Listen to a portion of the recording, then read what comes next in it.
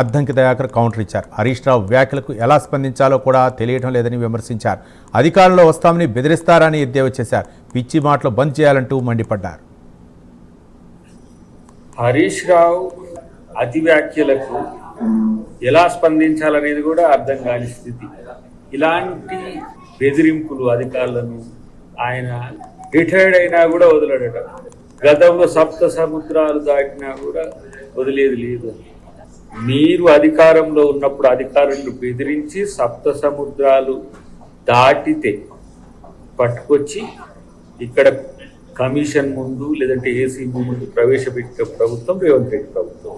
నిఘా పెడుతున్నారు, CC camera మీద నిఘా పెడుతున్నారు. మరి దొంగతనాలు ఎందుకు చేస్తున్నారు? దొంగతనం చేస్తే కూడా నిన్ను మీ మామను మీ బామ్మని వదిలేయాలన్నా? ఇట్లా వదిలేసినందుకే కదా తెలంగాణ తెగదోచుకున్నారు. ఇంకా పొడింగి మాటలన్నీ మాట్లాడుతూ ఉంటారు.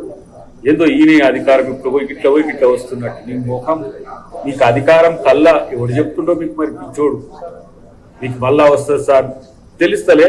మీ మరదలు పెట్టిన షాక్ అర్థం కావట్లేదా? ఇంకా ఇలా అధికారం వస్తుందని మిషన్తోని అధికారులను బెదిరించే ప్రయత్నం చేస్తే ఏంది నువ్వు చేసేది?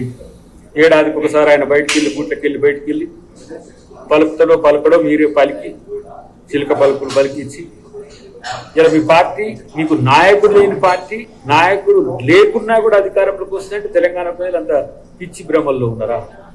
కాబట్టి మమ్మల్ని సీసీ కెమెరాలు చూస్తున్నారు, ఫోన్లు హ్యాక్ చేస్తున్నారు, ఇది చేస్తుందని చెప్పి ఊకనే సెంటిమెంట్ రగించడానికి చేయకు.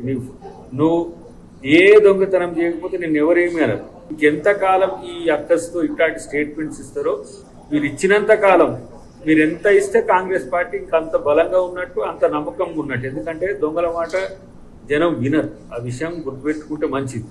కాబట్టి పిచ్చి ప్రగల్భాలు మాని కామ్గా మీ పని మీరు చేసుకోండి, ప్రజల కొరకు ప్రయత్నం చేయండి.